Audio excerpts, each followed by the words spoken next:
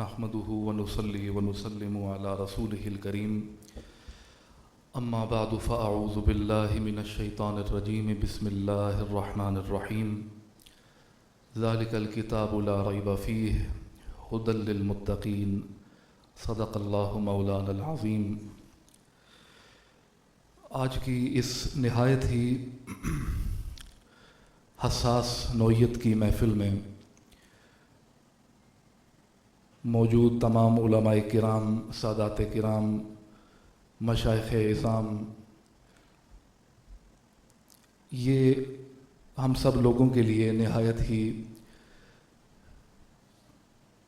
پریشانی کی بات ہے اور لمحہ فکریہ ہے کہ آج اس پاک سرزمین کے خطہ پر ایک وہ محفل منعقد ہو رہی ہے کہ جو پاکستان کی بنیاد کو چیلنج کر رہی ہے۔ یعنی وہ محفل، ہم اس محفل میں موجود ہیں کہ جس محفل میں ہمیں یہ ثابت کرنا پڑ رہا ہے کہ قرآن کریم فرقان حمید کی تقدیس بھی کوئی چیز ہے۔ یہ ہر مسلمان جانتا ہے جس کے دل میں ایمان ہے، جو نبی کریم صلی اللہ تعالی علیہ وآلہ وسلم کا کلمہ پڑھتا ہے، اس کے دل میں اللہ کے پاک کلام کی اتنی ہی توقیر ہے اور اللہ کے پاک کلام کو وہ سب سے مقدم رکھتا ہے۔ اگر ہم آج قرآن کو وہ تحفظ نہ دے سکے، ہم سبب ہیں، ہم کام اللہ نے لینا ہے، جس سے مرضی لے لے۔ ابھی مجھ سے پہلے قیصر احمد راجہ صاحب ادام اللہ ظلہ، ان کو میں خراج تحسین پیش کرتا ہوں، اور میں ان کی مختلف ویڈیوز اکثر میں دیکھا کرتا ہوں جو سیکولرزم، ایتھیزم کے خلاف انہوں نے سوشل میڈیا پر دین کا تحفظ جس انداز سے کر رہے ہیں، اللہ ان کو بھی جزائے خیر عطا فرمائے۔ آج اگر ہم اس پلیٹ فارم پر یعنی قرآن کے تحفظ کے لیے، قرآن کی نموز کے لیے اکٹھا نہیں ہوتے تو پھر پاکستان کی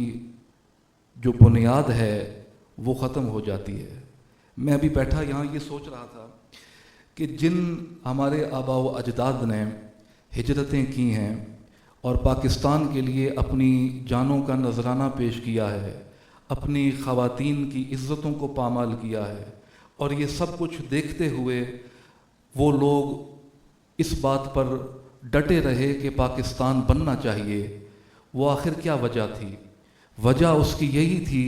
کہ ایک وہ پاک سرزمین ہونی چاہیے جہاں پر مسلمانوں کو تحفظ ملے اور جہاں پر قرآن مجید فرقان حمید کی تعلیمات کا پرچار ہو، جہاں شریعت مسلمہ، شریعت نافذ ہو۔ تو مجھے اقبال کا وہ شعر یاد آ رہا تھا، علامہ اقبال کا، جس میں وہ کہتے ہیں کہ وہ معزز تھے زمانے میں مسلمان ہو کر۔ ہمارے آباء و اجداد نے قرآن کو تھاما، سنت رسول کو تھاما، یہ جتنے بھی ہمارے چاروں اصول ہیں، قرآن و حدیث ہے، اجماع ہے، اور اس کے بعد قیاس ہے، تو قرآن بنیادی چیز ہے۔ قرآن کی وجہ سے ہر طبقے کی عزت ہے۔ تو وہ معزز تھے زمانے میں مسلمان ہو کر، اور تم خوار ہوئے تارک قرآن ہو کر۔ اللہ نہ کرے کہ ہم اس شعر کا مصداق بنیں۔ قیصر احمد راجہ صاحب نے ابھی ذکر کیا کہ حزب الشیطان کے نام سے یہ باقاعدہ ایک منظم گروہ ہے جو کام کر رہا ہے اسلام کے خلاف۔ تو آج علماء کرام، مشائخ اعظام، تمام مسلمانوں کی موجودگی میں ہمیں یہ ثابت کرنا چاہیے، اور اب انشاءاللہ تعالی ہم ثابت کریں گے کہ اگر حزب الشیطان ہے تو اس کے مد مقابل ہمیشہ حزب الرحمن بھی ہے۔ میرے جد اعلیٰ حضرت سیدنا پیر مہر علی شاہ صاحب رضی اللہ تعالیٰ عنہ جب فتنہ قادیانیت کے برخلاف اٹھے اور لاہور تشریف لے گئے تو بہت سے لوگ تھے خانقاہی نظام کے اندر جنہوں نے یہ سوال اٹھایا اور کہا کہ حضرت آپ کیوں مرزا قادیانی کے مقابلے میں جاتے ہیں جبکہ اور علماء کرام بھی موجود ہیں اور لوگ بھی ہیں، کوئی جواب دے دے گا۔ لیکن میرے جد اعلیٰ چونکہ وہ مامور من الرسول تھے اور نبی کریم صلی اللہ تعالیٰ علیہ وآلہ وسلم نے خود ان کو حکماً ارشاد فرمایا کہ مہر علی شاہ اس دجال قادیانی کا جواب دو، تو آپ نے فرمایا ایک تو وہ بات کہ حضور کا حکم ہے، اور دوسری یہ بات کہ مجھ سے آپ نے فرمایا کہ مجھ سے ایسی بغیرت فقیری نہیں ہوتی کہ مدعی نبوت کذاب قادیانی وہاں لاہور میں یا قادیان میں للکارتا پھرے اور میں مہر علی یہاں اپنی درگاہ سجائے بیٹھے رہوں، یہ ممکن نہیں ہے۔ آپ عمل میں، میدان عمل میں نکلے۔ آج بھی ہمیں میدان عمل میں نکلنا ہے۔ میں بہت سی باتیں ہیں حضرات، میں نہایت معذرت کے ساتھ کچھ زیادہ وقت لے رہا ہوں، صرف میں 2-3 باتیں مزید کرنا چاہوں گا کہ دیکھیے یہ ہمارا ایمانی تقاضا ہے کہ ایک تو چیز ہے، ابھی جس طرح مجھ سے پہلے بیان کیا گیا کہ قرآن پاک کے وہ مصحف جن کے اوپر نجاست، یہ سن کر انسان کی روح کانپ جاتی ہے۔ میں یقین مانے الفاظ ختم ہو گئے ہیں، میں بھی سوچ رہا تھا اس پر میں کیا بات کروں، الفاظ نہیں ہیں۔ حضرات کرام، میں قانونی میں اتنی چیزیں نہیں جانتا، یہ قانون دان حضرات وکلاء یہاں موجود ہیں، لیکن صرف ایک گزارش ہے۔ دیکھیے ایک عقلی بات ہے، منطقی بات ہے کہ جب ایک مثال کے طور پر کسی انسان کو قتل کر دیا جائے، کوئی انسان کسی کو قتل کر دیتا ہے اور فورنزک رپورٹ اگر اس کی یہ بتاتی ہے کہ یہ انسان مقتول ہوا ہے، اس کو کسی نے چاقو مارا ہے، کسی نے اس کو گلا دبایا ہے یا کسی انداز سے اس نے اس کو قتل کیا ہے، یعنی تبھی موت یہ نہیں مرا، تو رپورٹ جب فورنزک ہمارے سامنے آ جاتی ہے تو کیا ہم اس فورنزک رپورٹ کے ہوتے ہوئے اس مقتول کو دفن نہیں کرتے؟ دفن کرتے ہیں نا۔ دفن کرنا یہ فرض ہے کہ اس انسان کو دفن کیا جائے گا اگر یہ بات ثابت ہو جاتی ہے کہ فورنزک رپورٹ میں بات آ گئی کہ وہ مقتول ہے، اس کو قتل کیا گیا۔ اب بات یہ ہے کہ جب یہ چیز عمومی طور پر ہم دیکھتے ہیں تو کیا اس کا اطلاق جو ہماری بنیاد ہے،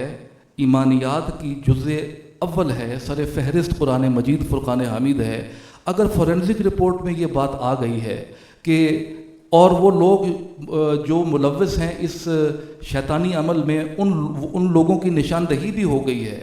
اور ڈی این اے رپورٹس وغیرہ جتنی بھی جو کچھ بھی فورنزک رپورٹ ہے وہ موجود ہے، تو اس فورنزک رپورٹ کے ہوتے ہوئے قرآن مجید کے وہ نسخے جن پر نجاست لگی ہوئی ہے، حضرات یہ ہمارے لیے لمحہ فکریہ ہے کہ ان رپورٹس کے ہوتے ہوئے ہم قرآن مجید کو اسی حالت میں رہنے دیں کہ جس حالت میں ان کے اوپر نجاست لگی ہوئی ہے۔ آپ خود سوچیں، ایک عقلی بات ہے نا کہ جب رپورٹ آ گئی ہے تو اب حکومت کا یا مقتدر جو ادارے ہیں ان کا یہ فرض بنتا ہے کہ وہ اس کو فی الفور اس کو صاف کیا جائے اور آئندہ کے لیے کوئی ایسا لائے عمل بنایا جائے کہ ایسی چیز کوئی گستاخی انسان اٹھ کر نہ کر سکے۔ یہاں ہمارے ملک میں بہت سے ازم موجود ہیں، سیکولرزم ہے، ایتھیزم ہے، اینیزم، جو کچھ بھی موجود ہے، فیمنزم ہے۔ اب جو کچھ بھی ہمارے ملک میں فیمنزم کے نام پر ہوتا ہے، جب علماء طبقے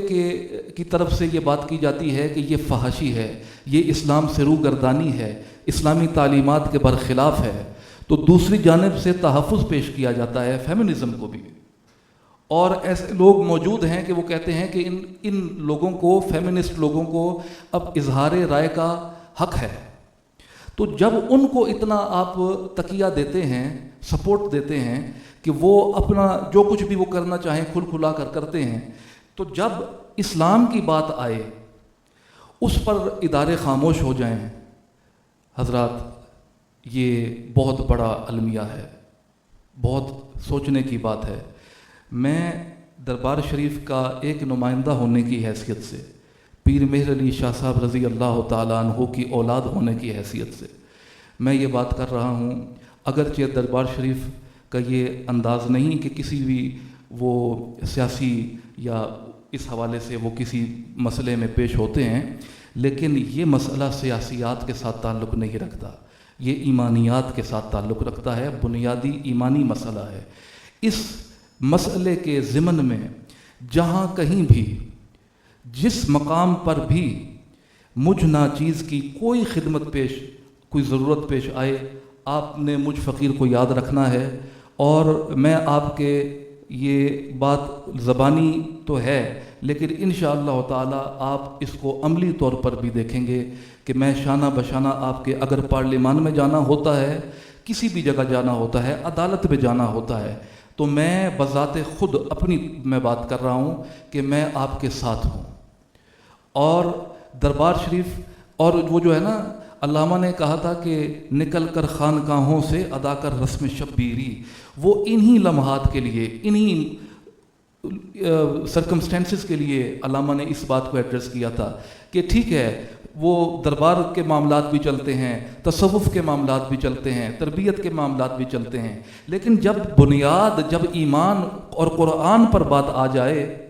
تو اس پر باقی سب چیزیں مؤخر ہو جاتی ہیں، سب سے پہلے ان کا تحفظ ہوتا ہے۔ حضرات کرام، میں نہایت زیادہ وقت لے گیا، بس دعا ہے کہ اللہ تعالیٰ اس ہمارے اجلاس کو کسی کار خیر تک، کسی منطقی انجام تک اچھے انداز سے پہنچائے۔ آمین بجاہ سید المرسلین۔